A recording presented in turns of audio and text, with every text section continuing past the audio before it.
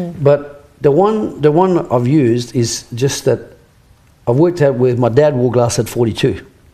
So genetically, I would have been programmed to wear glasses around that time. Yeah. But because I knew nutrition so well, I was able to defer wearing glasses until 50. Okay, but then my eyes started to go. But then I started researching more into how the eyes really worked. And I found some amazing correlation with the body and the rat and herbs and so on. Oh, wow, okay. So from the age of 50 to 51 and a half, I wore glasses. But then I took these new things I found out, plus a new formula we designed.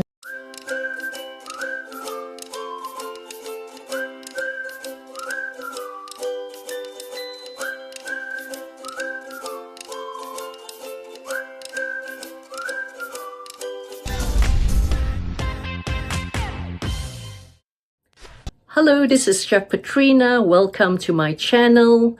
Today I'm going to be sharing the recording. It's a series recording of 2 videos when my husband Ronald was on live TV many years ago.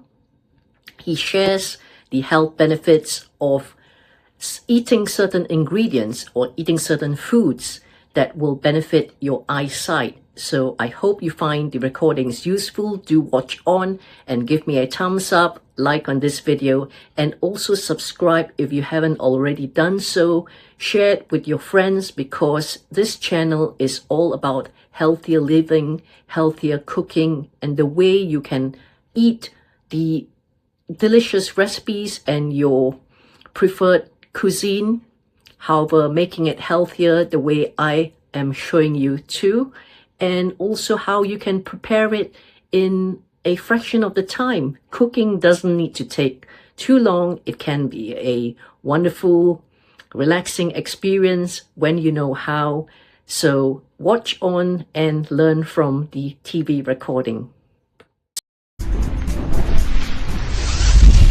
Right, so that was one way of trying to correct your vision. But let's now look at a more natural way to do it with Ronald. Hello, Ronald. How are you? How are you? I'm well, thank you. Good. Interested to find out how to look after our eyes naturally as well.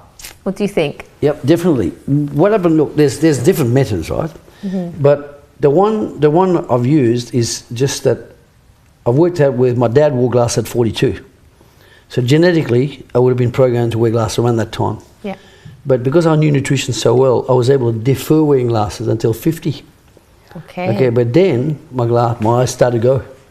But then I started researching more into how the eyes really worked. And I found some amazing correlation with the body and the rat and herbs and so on. Oh, wow, okay. So from the age of 50 to 51 and a half, I wore glasses.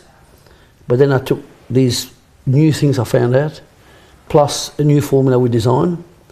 And at the end of a year and a half, I never wore glasses again. And how old are you now, if you don't mind me asking? 68 in August. Can you believe it, guys? Yeah. He's 68. God, he doesn't look at it at all. I'm what I call on the positive side of 21.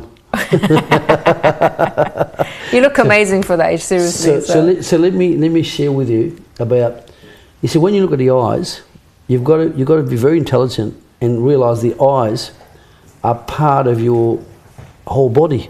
It's not separate. It is part of your body. So whatever goes to your body must end up feeding the eyes.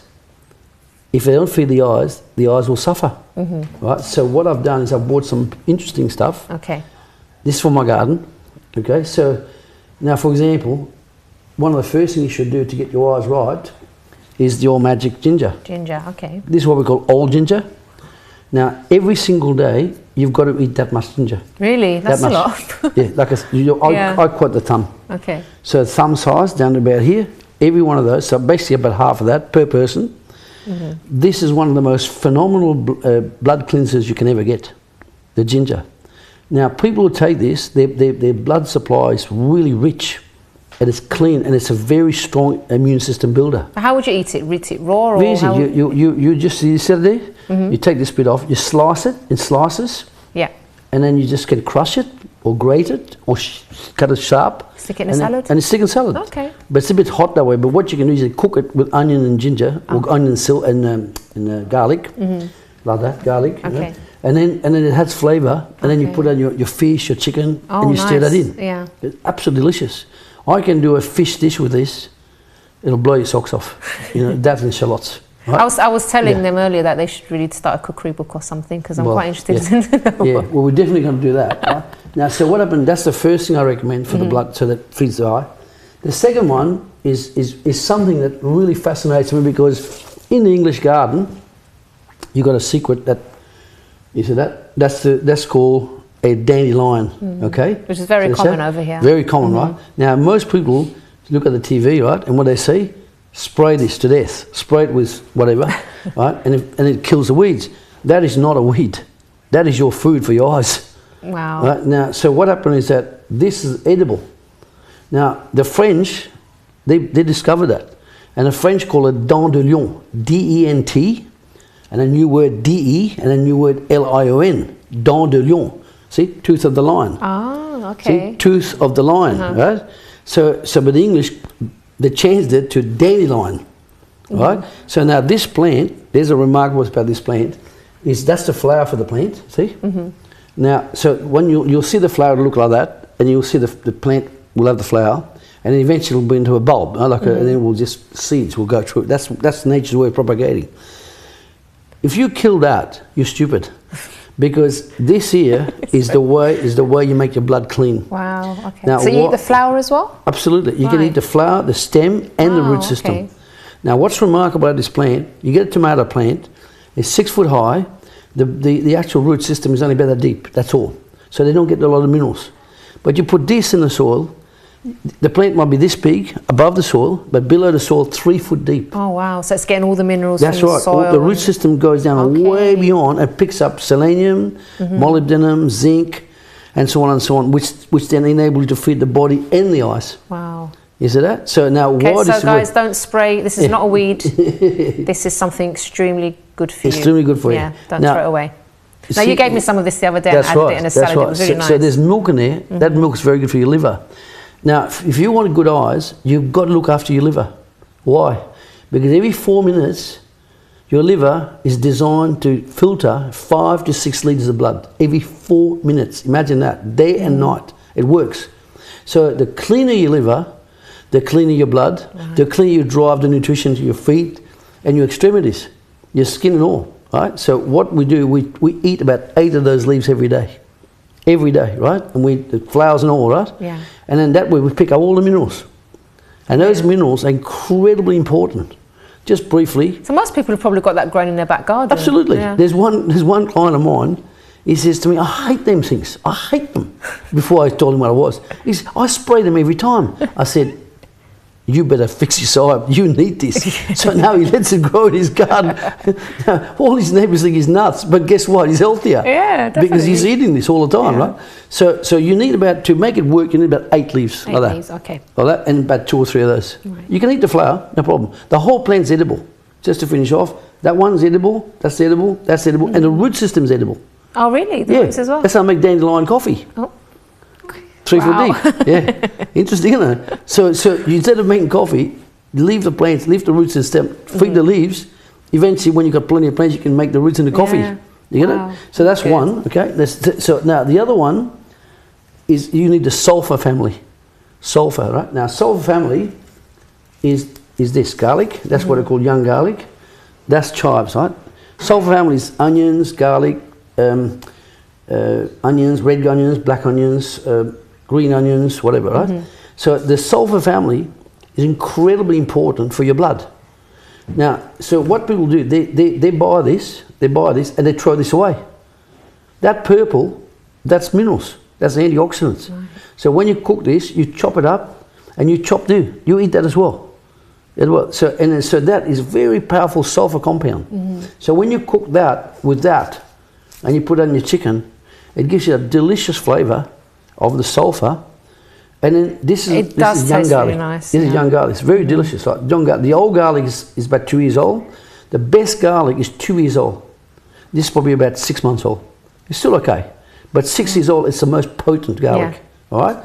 So that's that one. Now the other one, that's for example, if you look at this, that's the young garlic. Okay. That's the old garlic. And how old is that one?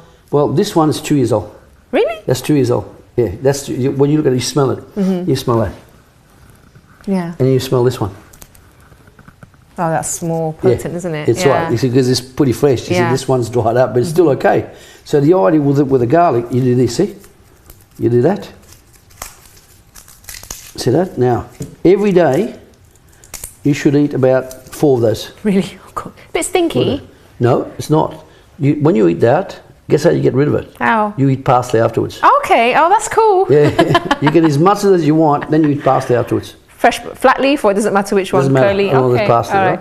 Now, so one more thing I'll show you, which is very, very good for your blood as well. Now, this is a type of flowering time. Mm-hmm. You see the flowers different, right? Yeah. And this is a different flowering time. Okay. Can we hold that up just for a little while, just for the viewers? I don't know if you guys can see this. Yeah. So that's the yellow flower. Oh, and it smells lovely. It's beautiful, isn't it? Yeah. Absolutely. My mum makes bread with this. Yeah. You can make bread with that. You can make garlic bread. Lovely. Now that flower there is edible. Okay. Now how you do it? Watch. How you do it? When you cook your chicken, you can actually do this, and you do this. You strip it. Yeah. Okay, and you put about 10 of those in your chicken. The chicken tastes magnificent with this, fresh, right? So, and then you add this one as well. Yeah. Now, the other way you can do it, my grandma used to do it that way. You get that, you tie it with a string, and you drop that in the pot. Nice. So you keep your chicken's cooking, and it takes the flavour. Now, are these things quite easy to grow in your own garden? But this, or even if you don't have a garden, if you have like a little... Well, let me tell you, there's no excuse for not having a garden. When people got balconies, I can design a 3-pot system, 3 pots, about this big, that big. You can put 12 plants in that. You can put dandelions in that. Yeah. You only need a bit of sun, about 6 hours a day, and you can feed yourself of these 3 pots, fresh. Wow. You don't need a huge garden. We've got a garden that's about probably 60 feet by about 40 feet. We have 11 fruit trees in that space, right? Plus the herbs, plus the actual vegetables, right, that we grow. But there is no excuse. You can live on 1 pot. If you got 1 pot with the dandelions, 1 pot with the chives, 1 pot with the thyme, there's enough there to give you some health. I think I'll have to start doing that. Yeah, and the cost of this is so much dearer outside in the shop. Yeah. You know, you can. It's worth the investment, isn't it? It does taste lovely because I made some chicken today with some herbs that you gave me, the thyme, and my husband loved it. So. Yeah. Well, you see what we're talking about blood. This is fennel. Okay, this is fennel. Now that's the top of our fennel bush, right? If you smell that, Yeah, it's lovely. That is one of the best things for your stomach. Okay. So if you eat a lot of meat or fish or chicken, you make a tea with that afterwards, and that makes your stomach digest the meat.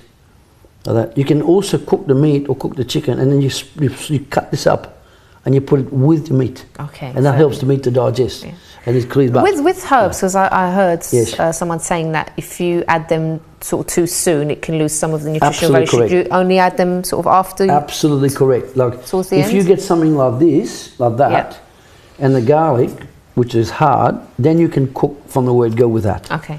Okay, but then because that needs to be softened, that needs to be softened, right? This one not so much because this is young garlic. Yeah. So that could be like 15 minutes before you finish, before the meat is ready. However, things like this, like that, you would put that maybe half an hour before your chicken is ready. Right. Okay. So it keeps. Yeah. You don't put it in and just 2 hours later. It's no good. Okay. You will destroy the flavour. All right. Brilliant. Half an hour, 20 minutes, perfect. Okay. Ron, we're going to go to. Wow. I hope you enjoyed this recording as much as I have. It's truly educational. So if you need to rewatch the video, learn and take notes, and also most importantly, include these recommended foods and ingredients into your meals so that you can also benefit from the health benefits from the various foods that has been described on the TV show. Do remember to give me a thumbs up, like on this video, and also subscribe to my channel.